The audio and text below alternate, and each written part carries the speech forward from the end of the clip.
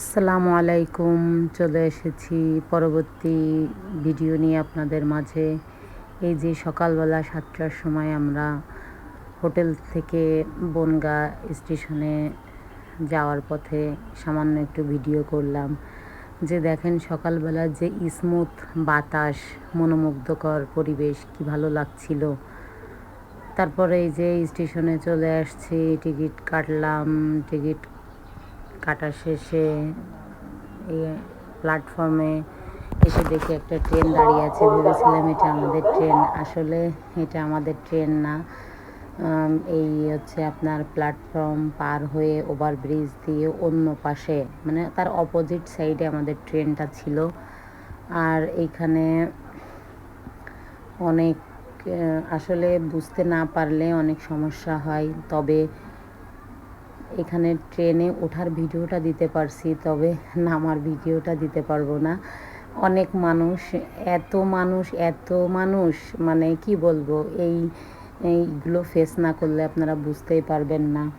তবে সব কিছুর ভিতরে ভীষণ ভালো লাগছিল। আর এই যে স্টেশনে প্ল্যাটফর্মের উপরে এই খাবারটা বিক্রি হচ্ছিল, আমার হাজব্যান্ড কিনে নিয়ে আসছিল, ও খেয়েছে, আমিও খাইলাম, ভালোই লাগলো। আর এই যে একটা আঙ্কেল এই চিড়া ভাজা, চাল ভাজা বিক্রি করছে ট্রেনের ভিতরে। বেশ ভালোই, মানে ট্রেন জার্নিটা ভীষণ ভালো লাগে। আমাদের বাংলাদেশের মতো ট্রেন না, এদের দরজাটা অনেক বড়। আর দেখেন বাইরের যে দৃশ্যটা এত ভালো লাগছিল দরজার কাছে, যে এই ভিডিওটা নিলাম। তো কি বলবো, মানে আমার তো সেই, মানে এত ভালো লাগলো যে কলকাতার ট্যুরের ভিতরে এই একটা, মানে মজার একটা, খুব মনটা জুড়াই গেল। এই ট্রেন জার্নিটা আমার ভীষণ ভালোই লাগছিল।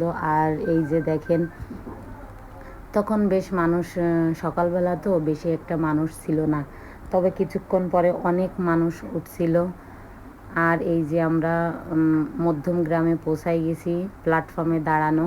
তবে মধ্যম গ্রামের পাশেই আপনার একটা এয়ারপোর্ট আছে, মানে কিছুক্ষণ পর পর ট্রেন, মানে প্লেন যাচ্ছিল, এটা খুব ভালো লাগছিল। আর আমার হাজব্যান্ড এখানে এসে প্রায় হচ্ছে এই খাওয়াই, ঘোল। তো এখানে 2 রকম ঘোল নিয়েছিলাম আমরা, বেশ ভালো খেতে, মানে ভীষণ ভালো, মানে এত ভালো লাগছিল। আপনারা ট্রাই করতে পারেন। ধন্যবাদ, ভিডিওটা দেখবেন সবাই।